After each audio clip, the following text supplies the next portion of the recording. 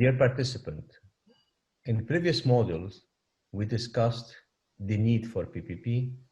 We went through the institutional framework, the legal framework, the rationale behind the PPP, role of the government, role of the private sector, how partnership would work. We discussed the different models of PPP. We discussed the process and procedure, and in particular, the need to go on a competitive bid. The discussion was very clear that it's always better to go on competitive bid to get the best price and at the same to ensure that you have the best bidder. Now that we have completed all modules, it's time to go specific. What does it mean in real life? So what we'd like to do in this module 6 is to give you a specific case study that we have witnessed around the world on PPP. We will discuss different models. Of course, we'll pick up a few of them. We cannot discuss each model that you have learned from the previous model, but we will be discussing specific BOT or lease contract, and we'll give you in particular the lesson learned from those case studies. So the first one is about a very interesting project in Germany. It's a municipal wastewater project in one of the states, and it's a lease contract model.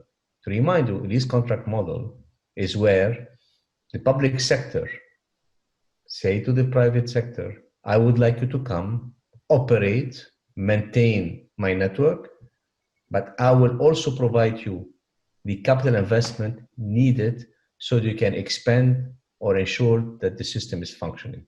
In other words, the investment will come from the public sector, the operation maintenance come from the private sector, together with the know-how. In this case, we had the private consortium of company with the municipal water manager and the city of Schwarte in the north of state of Germany. They wanted to have an investment of around 65.5 million euro to be implemented. However, there was a budget deficit and they couldn't on their own put it. So they decided to go with joint venture between the players where the state remained as 52% share belonging to the city. And they went for a contract of 15 years. It's a joint venture. It's not an SPV as we discussed earlier. It's a joint venture because here we've seen that 52% of the share belong to the city. All infrastructure remained municipal on ownership as we discussed in this model. The asset will remain your property of the public. The structure of this case is the contract was signed between the private company and municipality. You had also an international company which came as an operator, which also was involved in the private company that was created. And here the relation between the customer and the private company is direct, where basically the private company operates the system together with the international water company providing the advice, and at the same time do the operation, maintenance, bill the customer, and get paid. So the private company become, if you want, the custodially responsible on behalf of the municipality and become the interface with the customer. This is a model that is applicable almost everywhere in France, in all the water cities, in the municipalities, where you have a lot of lease contract of this kind. Almost every municipality in France, you have a lease contract in this kind, whatever for water or wastewater. And usually they have a typical contract prepared in advance that's giving to each municipality, and it's easier to bid it and really to go through the same measures, the same target of operation. For instance, you can say in this contract, I would like you to reduce the water losses, what we call the unaccounted for water, from, let's say, 30% to 10% in the next 5 years. I would like you to increase the use of water from X% to that. So this is the kind of efficiency improvement that you include. Of course, you can say also, I would like you to reduce the electricity bill from a certain number to another number as a target through efficiency improvement and use an alternative source of energy. The outcome of this project are interesting.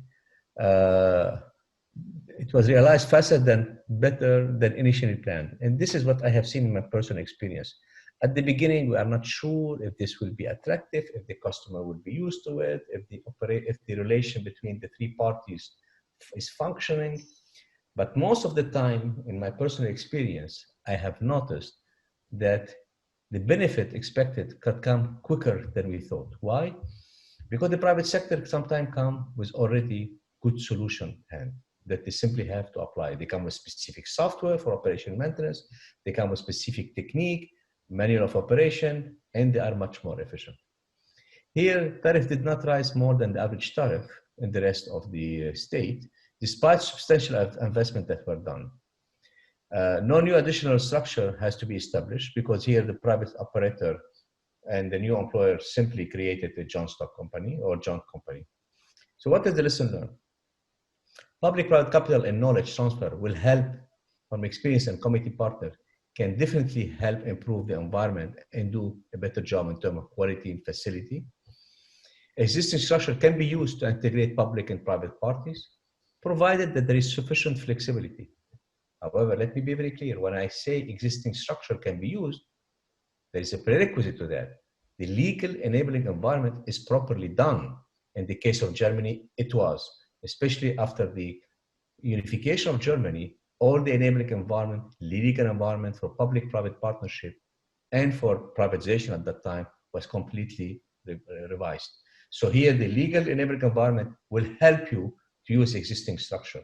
But in some countries, you don't have this kind of structure. Therefore, you have to create it to ensure then that the contract could function properly. An extensive MOU created the preliminary stage of private negotiation after tendering.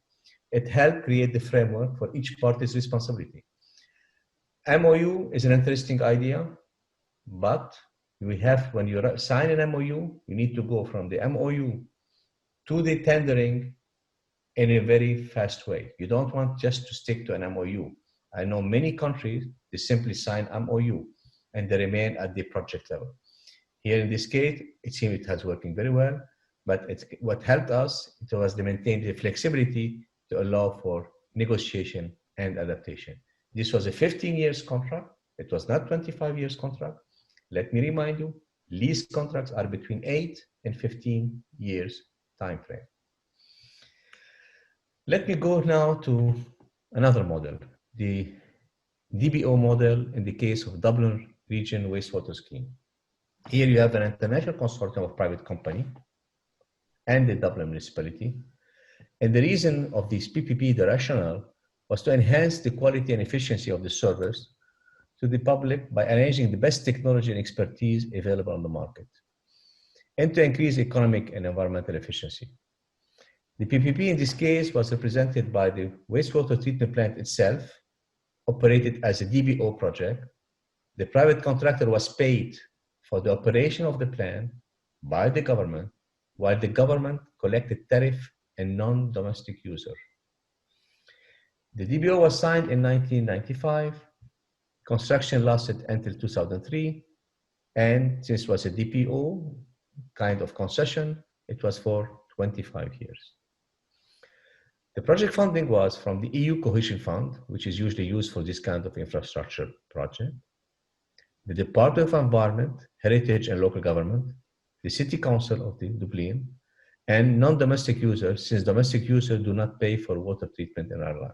This we're talking about large industries, industrial complex, etc., etc. The structure of this is very simple. You have a contract between the city and the international consortium, and this is what we call the DBO contract.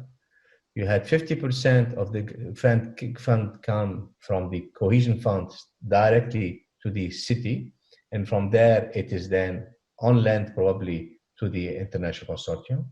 And the international consortium which operate, function, will build the non-domestic customer and will get revenue paid back, so that also some of the loans that was taken from the banks will be paid. So this is a very simple scheme which will allow to bring efficiency, especially to raise funds from outside Ireland. The private operator had the legal obligation of maintaining the treatment plan and covering operation and maintenance.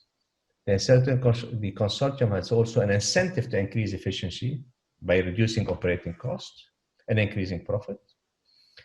The conclusion from this case is that the city used the private consortium for the project to take advantage of the most developed technology the market had to offer, given the limited space available on site and also the fund available.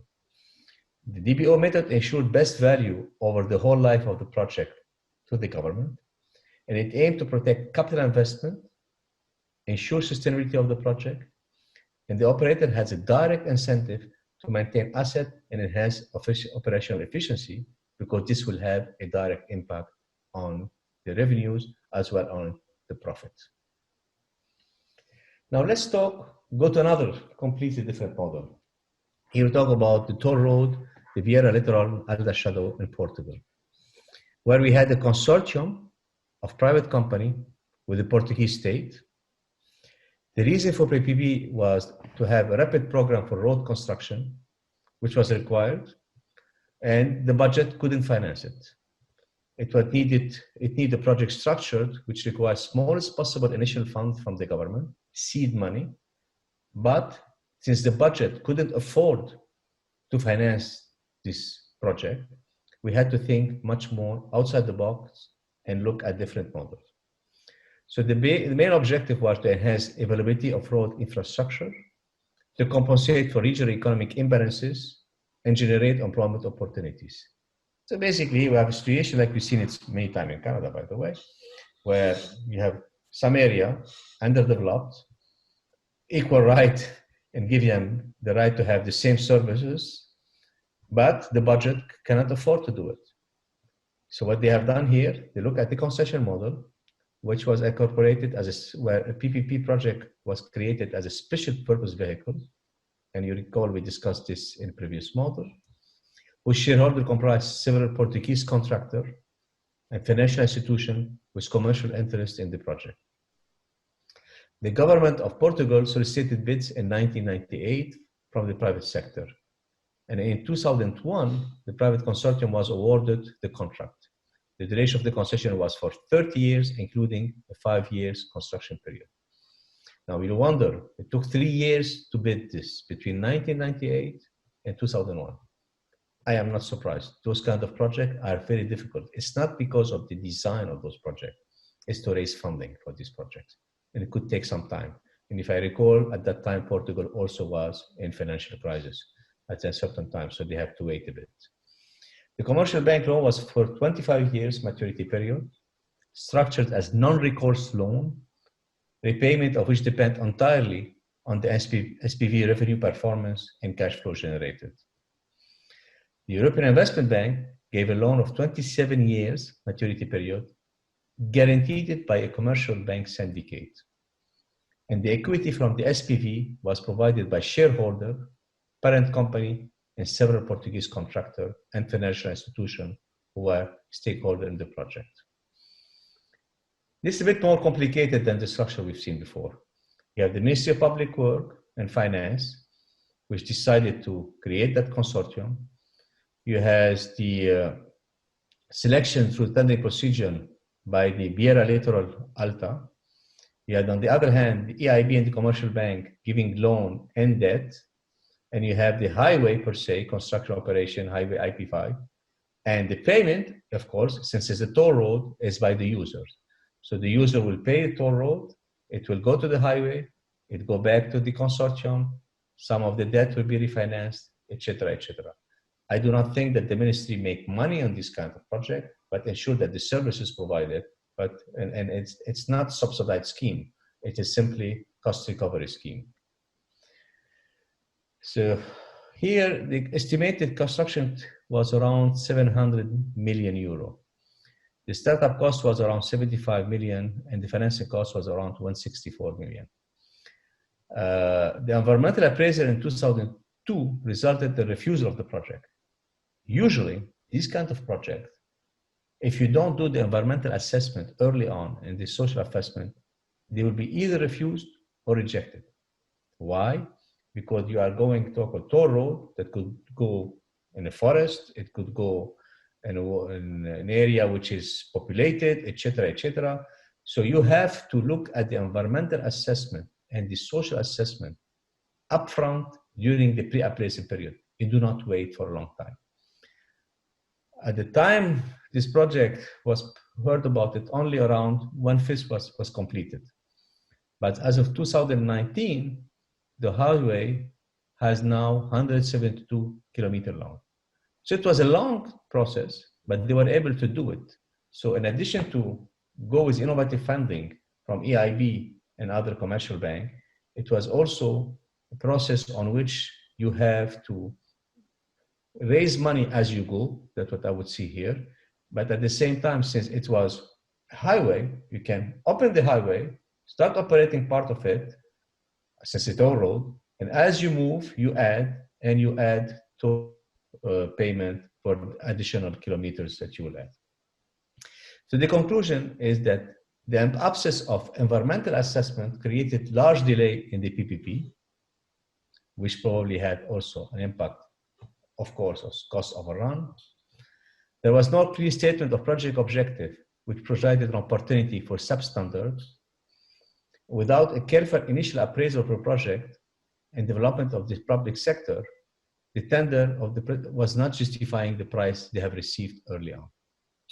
The Portuguese state learned from this lesson that if to require adequate appraisal of PPP proposal and their long-term impact on public account, it required a creation of PPP unit with responsibility of PPP evaluation appraisal. What does it mean? Portugal didn't have a lot of experience in PPP. They had the budget problem. They decided to go by going on a project approach, not a comprehensive approach. They didn't have the experience, so they were rushing. They did the bidding, but they haven't done a proper appraisal, neither economic nor financial or environmental assessment.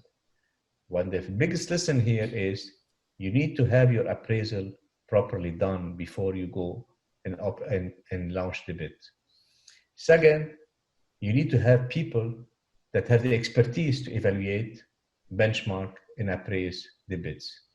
That's also one of the lessons learned from previous models, where we said it's very important to have a dedicated team that understand the finance, understand the economics, the environmental issue, to be able to look and appraise the project in a comprehensive and specific way at the same time.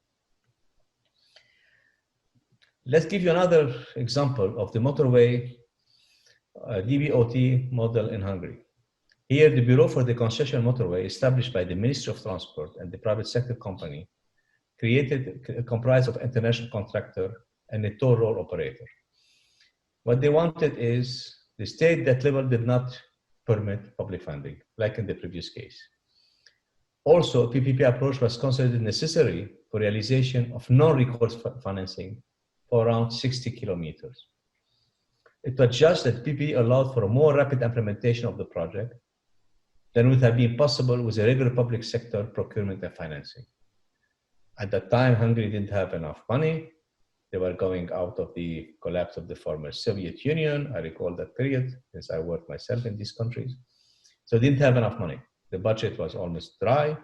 They need to raise, they want to show people, citizens, some example that things could happen quickly, and therefore they decided to go with the PPP model. So the project consisted of design, finance, build, operate, and transfer structure. The full traffic risk was transferred to the private sector and mitigated. In other words, the public sector say, I want you to design, I want you to finance, I want you to build, I want you to operate, I want you also to get the revenue generated, and then after X years, I want you to transfer it back to me.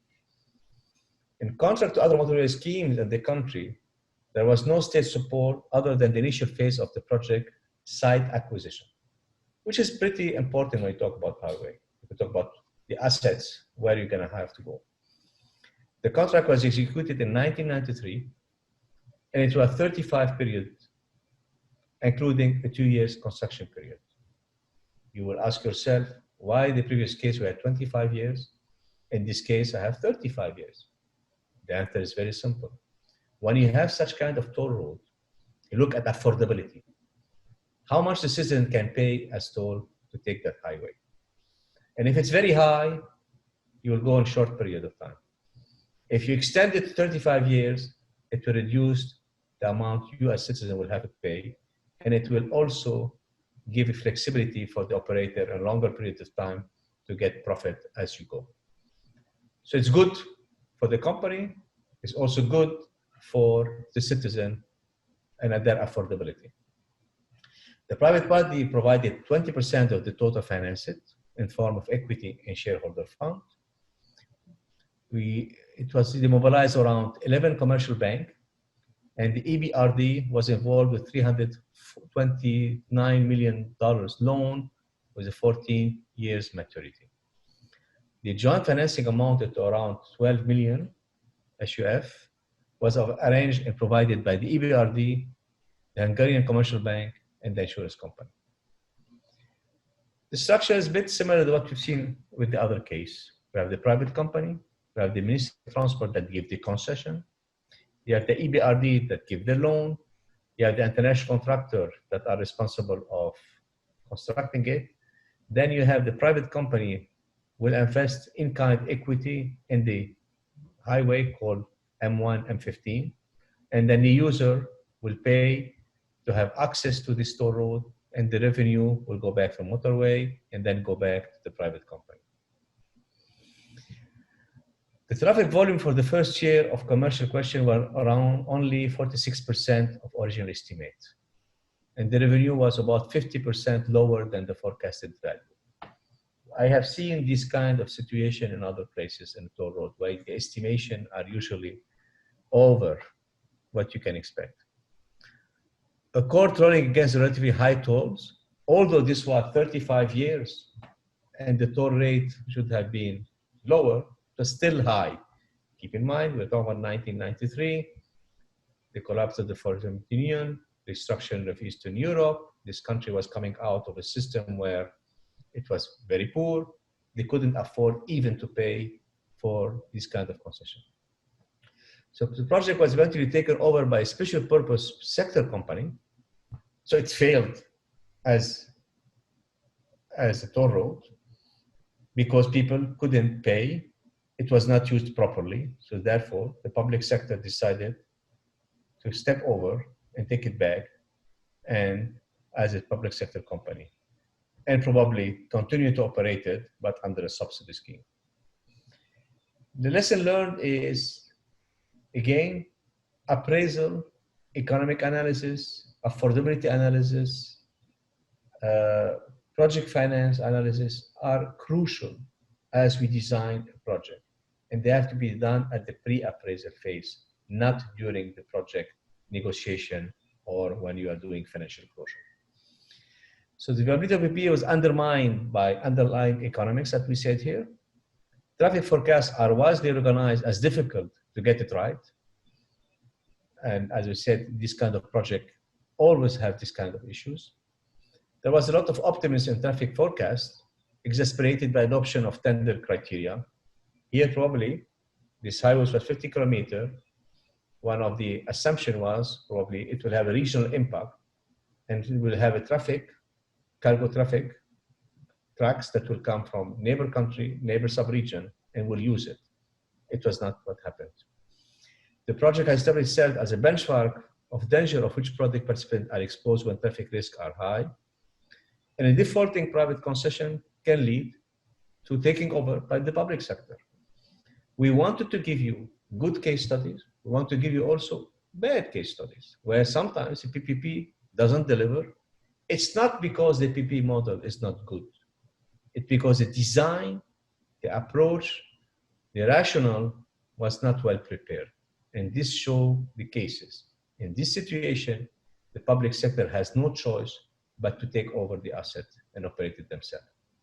This is what not to do, not necessarily what to do, and that's an important lesson learned for us.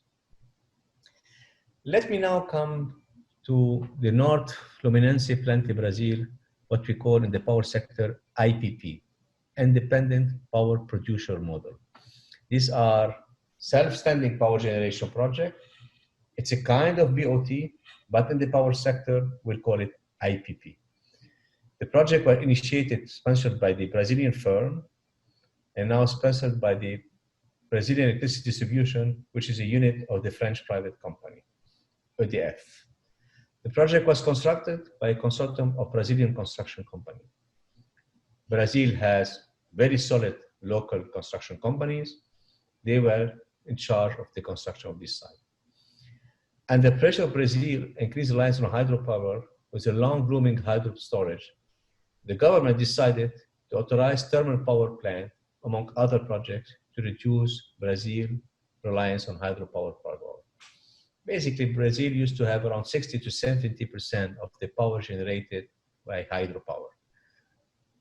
If you recall, 15 years ago, there was a major power crisis on which we have some city part of these countries with no power. So they decided, because there was a major dry season, they decided to diversify the energy strategy and to go beyond the hydropower and to put some other form of generation, including thermal power. So the project design sell its electricity to distributor based in Rio de Janeiro, which is the parent company. The project is self-dealing. This means that the plant and distribution are owned by the same parent company. As a result, the two have a competitive advantage over the firm in the sector. The plant is a 4-unit, 780 megawatt project. The first unit was commissioned in 2003, while the last one was in 2004. The private company is a take or pay of 20 years purchase agreement. What does it mean? Here, I am a generator of power. When I bid this contract in IPP, it means I will produce electricity, and you, as public sector, as distribution company, what is a public project, you are obliged to take what I produce. Take or pay. If you don't want to take, or you don't need all the energy generated, you still have to pay. And that's what we call a take or pay 20 years purchase power agreement. And that's an important nuance in this kind of model. And we've seen it all over. We've seen it in Pakistan, we've seen it in Uganda, we've seen it in, of course, in Europe, we've seen it in the United States. Those models are very important because, as you can imagine, a power plant generates power, but if suddenly the transmission network is not able to take all that power, or the distribution is not able to use all that power, and there is a mismatch between generation and distribution, it should not be the fault of the operator generator. And therefore, generation always requests to have a take or pay contract. In other words, guarantee me you're going to take all my power at X cent per kilowatt. The project outcome has a secure taker off and full supplier. So I know that you're going to pay me. Probably it comes sometime with some guarantees. Given the stable gas supply, the plant is reliable. The size of the project was not large enough to impact the retail tariff structure in Rio de Janeiro. As in each of the self-dealing projects, the primary challenge of the project has stemmed from the impact on the tariff. However, an advantage of having the same company for the plant, in this case, and the distributor, is that the project had a stable operating relationship with the off-taker. In other words, the take or pay here was simple, because I produce, you take, you resell, you pay me. Given that the project has a secure fuel source, the plant was a reliable source of electricity. Because once again, what's important with those IPP is how you secure the input. And that's why you have also specific contract for fuel security. While implementing the project of this nature, the size of this project need to be accounted for to see if we would have significant impact on tariff in the sector. We've seen some countries with 2, 3, 4, 5 IPPs competing among themselves. This will put pressure on the tariff to go down if I give a choice to the consumer to buy electricity from that company or that company, as long as the company responsible of transmission and distribution has a good relation with those generators. And this comes to bigger question in the energy sector, a sector that I know personally pretty well since I was involved for many years, is how do you reform the energy sector in general? Most of the energy sector in many countries, we have public sector company. Even in province like Quebec, we still have Hydro-Quebec, which is among the largest, the biggest power generator company in the world. It's part of what I call the E8, because there are 8 countries in E8, electricity company are the largest. It's still publicly owned. However, in developing countries, in emerging countries, most of these big companies were either privatized or unbundled. And that's an important aspect. In other words, you take this sector, you take the generation apart, and you see, I would like to see competition upfront on the generation part by selling existing asset of public company, plus for expansion, create new generation plan through IPP models that they compete among themselves. They will sell the electricity to a transmission company, then it's distributed. And that's a model that many countries think about it when they do power sector reform. And therefore, one of the main lessons learned is the IPP model is part of a larger sector reform, structural reform of the energy sector and the power sector in particular.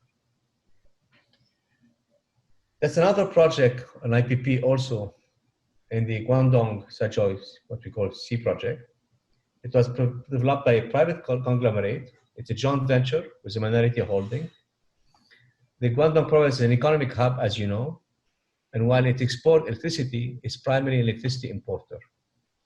The basic structure of the deal involved a joint venture project company owning the power generating asset and selling electricity to the provincial grid. As I discussed earlier, you have the transmission company here, you have the private generator. They will sell it to the transmission company, then the transmission company sell it back to the distribution company that sell it to the customer. The financial closed in 1992 and the commercial operation date started in 1996. Again, 20 years contract. In general, in the electricity sector, most of the contracts I've seen are between 20 and 25 years for a simple reason. As a private investor, I look at rate of return on my investment. And usually for the energy sectors or power sectors, I look at 20 to 25% rate of return. The period of 20 to 25 years allow me to get such kind of return. The project outcome here is owing to difficulties, technical. The required minimum offtake was not achieved, so the private company was not receive all the bonuses as planned. The project company suffered at 16.44 in tariff. Apart from indemnification, steady economic growth and increased demand by the province helped ensure to put back this project. However, in the aftermath of foreign company exit, which was forced to get out, the project has been performing well. The generation output of the plant increased, but the indemnification cost shifted much of the risk to the government. So basically here, the private sector reduced the risk it's taking, shifted back to the government. This was one of the few projects in China which has not suffered from systematic issue pertaining to those that we've seen in China, where basically in China, there are so many public sector companies that produce electricity or construct road that it's always difficult, a state-owned enterprise basically, it's difficult for the private sector to penetrate. But his project succeeded because of its location. Guangdong region is a hub. If the provinces were growing at a healthy rate, it's where you have a lot of the export going from there. It's a very, very, very solid area. And it succeeded because there was so much demand for electricity that this province will take any electricity generated by anybody. Another reason for the success may have been the huge involvement by the Chinese partner, which takes 60% of the profit after deduction. So again, here, innovation, public sector, private sector, local private sector, local public sector because of the involvement of the Guangdong area and people, in the city, probably in this project. That's a BOT now that we should talk about it. We talk about IPP, let's talk about a BOT model, again in China. It's an international collaboration between private company with the Shandong provincial government. We talk about 3,000 megawatt. As you see, this is 20 years built on transport contract. Why? Because again, with 20, 25 years, I can get my 20, 25% rate of return. It is both greenfield and brownfield component of the project. In other words, I have an existing project that I need to operate, maintain, but also I want to expand, and there is another part which is a greenfield project. It's a deal structure which involved a joint venture company acquiring an existing power plant, this is the brownfield component, and developing 2 additional units, these are the greenfield component. The project was signed in 1987, and construction of the greenfield was completed in 2004. It took a while to do that one. Usually, in my experience, in power project, you should be able to construct it in 2 years. Probably here, the funding was an issue. The project funding was about $2.2 billion, equity and debt, equity 30% from the parties in the project, and the debt's around 70% funded through export credit financing, USD syndicated commercial loan, and renminbi loan.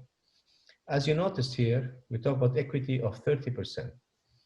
In some countries, it could be 20%, but it's always between 20, 30% equity, and the rest is debt. It's always more difficult to find equity than to raise debt. But in this case, very interesting, people wanted this project so badly that they decided to put 30% equity. The project provided much needed electricity to the province. Again, it was a growing province. It needed this electricity. And keep in mind that there is an important relation between economic growth and infrastructure development and investment in the power sector. And there is a direct link as an economist between infrastructure development, power development, and economic growth. And one of the sector in infrastructure, which is the most important to fuel economic growth, is the power sector. Whatever capacity was created under the project was absorbed by the province demand. Technical problem kept the plant from meeting availability target for the first 3 years operation, but then it adjusted itself. At the outset, tariff for the greenfield part was lower than from the brownfield unit of the project, which was very interesting. Why? Because technology is giving us much better way of doing business. It's lowered the production cost, and that's why probably it was reflected in the tariff. The project dealt with the problem pertinent to China at that time, usually inability to secure a tariff rate. The project is not generalized to other companies because of the risk profile it has. But overall, it seemed that the fortune of the Shandong project was tied to economic of the electricity power. The profitability rose at the time when demand growth outpaced capacity addition and declined when the opposite occurred. Those that did this kind of project in China made a lot of money. China, for many years, had an economic growth between 6 to 8 to 9%. And as you know, there is a direct link between demand for energy and economic growth. Usually it's 1-to-1. In the case of China, from my own experience, what we have seen, when economic growth was going at 7%, demand for energy was going at 10 to 12%. 10 to 12% demand of energy is reflected on China for the last 10 years, adding 1 gigawatt of power generation every other week. 1 gigawatt. And that's a lot of power generated coming from the public sector, private sector, PPP, and any other model that you can imagine. Now let's move to another model completely different. The Bangkok SkyTrain Thailand, which is a BOT model.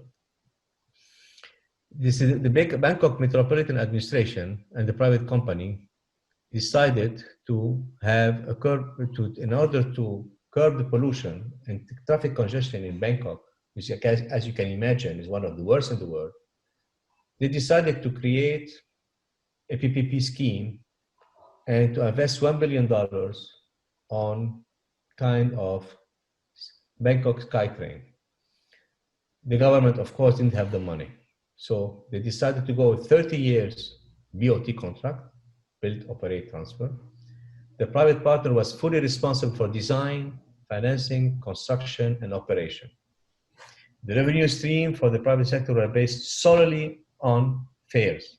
You have to pay, and this has to cover investment, operation, and maintenance, and get you profit.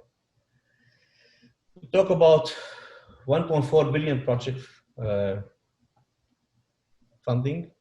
We talked about 2-to-1 debt to equity ratio, and that came from the Thai Commercial Bank and Development Bank. And the financing consortium agreed to use loan mainly from commercial bank, and the construction consortium having a share in risk to ensure quality and timely delivery. It was a very simple model. A special purpose company was created. The Bangkok Metropolitan Administration, which is the local government of the city, give the concession contract for 30 years. The financier will sign a financing agreement with the SPV to raise debt and equity. And the shareholder are, as you see here, the project management company, 69%, international infrastructure company, around 8.7%, and the Thai company, the rest. And these are the shareholders of the SPV. Then you have, of course, the EPC contractor, the one who was supposed to contract it. The relation is direct between the SPV and the user. Ticket. You want to take the train, you buy a ticket, full cost recovery, and then the money will go to the SPV. The forecast predicted 600,000 riders a day, but initially there was only 150,000. This is always like that in those countries. It's like a toll road. We always overestimate how much we can imagine people will take that new facility. But when people start paying, they realize that maybe the affordability was not analyzed properly. This resulted in nearly collapse of the private company, which had to file for business as rehabilitation at a certain time. The private companies were released from rehabilitation and started making profit, resulting in a different relationship. The key takeaway from this case is to highlight the difficulty of transferring demand risk from one party to another party in the context of an accurate forecast. If you don't have good economic studies done and good forecast, it could cost you a lot of money. The near failure of the project shows an external internal factor which could significantly affect development of large investment in that kind of format. However, the internal factor includes issues such as inaccurate ridership forecast, while external factors including the depreciation of the Thai money in 1997 to the speculative attack at that time. So there was issue of risk, but if you look at this project right now, and I took the Bangkok train a few times, it's now part of the infrastructure of the city. It was able to help reducing pollution, to help to reduce congestion, and this company now put a tariff which is affordable, because I've seen many times this SkyTrain full. So this project of many years, the first 5 to 10 years will be difficult, but in my opinion, if you look in the long run, those projects are good projects and they could give good profit for the private sector. We went through all the discussion. We give you example of lease contract. We give you example of BOT contract. We give you example of IPP contract. We give you example of the design, build, operate contract. There are many, many examples. What we have now is useful links and the resource book on case studies, which give you a lot of examples from Europe, United States, developing countries, as well as from the region in which you, in Asia. So I do hope that those case studies will help you think about what's best for the country, what kind of best model you can use as you develop this model, this idea, and what is most important thing, what are you delivering to the people? When we do think about PPP, it's not about profit to the private sector only. it's also delivering the best service at the lowest cost to the citizen.